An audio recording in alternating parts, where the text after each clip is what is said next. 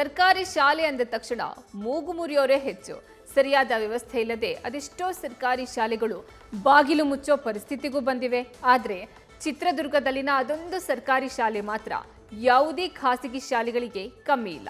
ಇಂಥ ಶಾಲೆಯಲ್ಲಿ ನಡೆದ ವಾರ್ಷಿಕೋತ್ಸವ ಸಂಭ್ರಮ ಹೇಗಿತ್ತು ಗೊತ್ತಾ?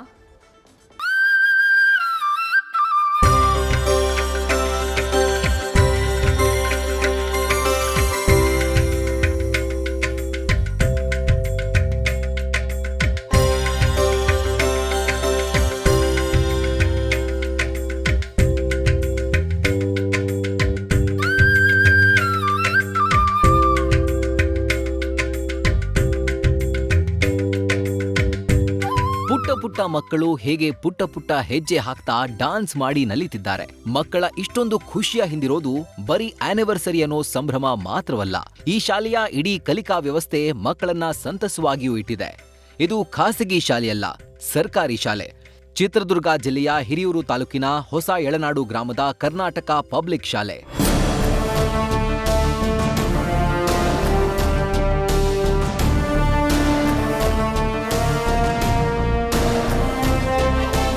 ಈ ಸರ್ಕಾರಿ ಶಾಲೆಯಲ್ಲಿ ಕಂಪ್ಯೂಟರ್ ಕೊಠಡಿಯಿಂದ ಹಿಡಿದು ವಿಜ್ಞಾನ ತೋಟದವರೆಗೆ ಮಕ್ಕಳ ಕಲಿಕೆಗೆ ಬೇಕಾದ ಎಲ್ಲಾ ಸೌಲಭ್ಯವೂ ಇದೆ.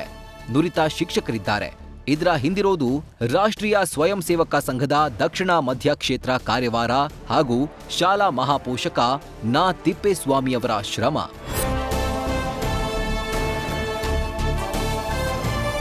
ಸಾವಿರದ 1964ರಲ್ಲಿ ಪ್ರಾರಂಭವಾದ ಶಾಲೆ ಇಂದು ಎಲ್ಕೆಜಿ, ಯುಕೆಜಿಯಿಂದ ಪಿಯುಸಿವರೆಗೆ ಬೆಳೆದು ನಿಂತಿದೆ. ಈ ಶಾಲೆಯಲ್ಲಿ ಸಾಮಾಜಿಕ ಹಾಗೂ ಆರ್ಥಿಕ ಹಿಂದುಳಿದ 1000ಕ್ಕೂ ಹೆಚ್ಚು ಗ್ರಾಮೀಣ ಮಕ್ಕಳು ವಿದ್ಯಾಭ್ಯಾಸ ಮಾಡ್ತಾರೆ. ಇಂಥ ಶಾಲೆಯಲ್ಲಿ ವಾರ್ಷಿಕೋತ್ಸವ ಸಂಭ್ರಮ ಮನೆ ಮಾಡಿತ್ತು.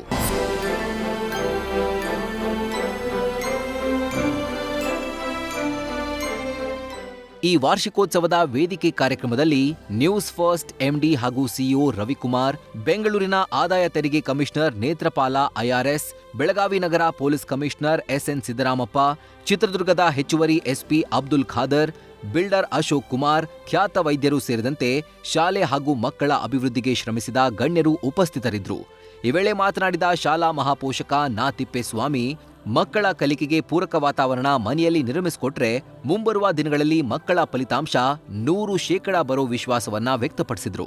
ಮಕ್ಕಳಿಗೋಸ್ಕರ ನಾವು 2 ತಿಂಗಳು ಟಿವಿಯನ್ನ ಸಂಜೆ ಹೊತ್ತು ನೋಡಬೇಡಿ ಅಂತ ಹೇಳ್ತಾ ಇದ್ದೀನಿ, ಬೆಳಿಗ್ಗೆ ಹೊತ್ತಲ್ಲ.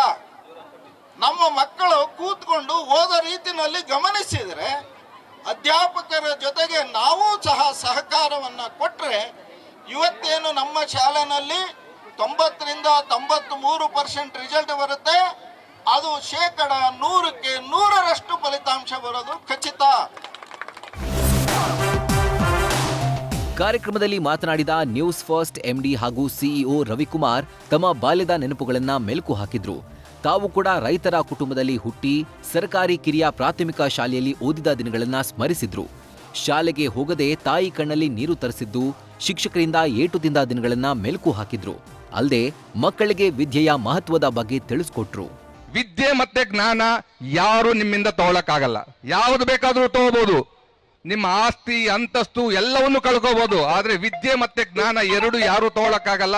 ಹಂಗಾಗಿ ಇಲ್ಲಿ ಓದ್ತಾ ಇರ್ತಕ್ಕಂಥ ಎಲ್ಲ ಮಕ್ಕಳಲ್ಲೂ ನಾನು ಹೇಳೋದಷ್ಟೇ, ಚೆನ್ನಾಗಿ ಓದಿ, ಚೆನ್ನಾಗಿ ಬೆಳೀರಿ, ಪ್ರಪಂಚ ತಿಳ್ಕೊಳ್ಳಿ, ಒಳ್ಳೆ ಪ್ರಜೆಗಳಾಗಿ. ಒಟ್ಟಾರೆ ಕರ್ನಾಟಕ ಪಬ್ಲಿಕ್ ಶಾಲೆಯ ಈ ವಾರ್ಷಿಕ ಸಮಾರಂಭ ಗುರುವಂದನಾ ಕಾರ್ಯಕ್ರಮವನ್ನ ನೆನಪಿಸುವಂತಿತ್ತು. ವೇದಿಕೆ ಮೇಲಿದ್ದ ಗಣ್ಯರು ತಮಗೆ ವಿದ್ಯಾಭ್ಯಾಸ ಮಾಡಿಸಿದ ಗುರುಗಳನ್ನ ಸ್ಮರಿಸಿದ್ದು ತುಂಬಾ ವಿಶೇಷವಾಗಿತ್ತು. ಕಾರ್ಯಕ್ರಮದ ನಂತರ ನಡೆದ ಸಾಂಸ್ಕೃತಿಕ ಕಾರ್ಯಕ್ರಮಗಳು ಪಾಲಕರು, ಪೋಷಕರ ಹುಬ್ಬೇರಿಸುವಂತೆ ಮಾಡಿತು. Raghavendra Sardesai, news first, Chitradurga. News first ನಿರ್ಭೀತಿಯಿಂದ ನಿಮ್ಮ ಪರವಾಗಿ.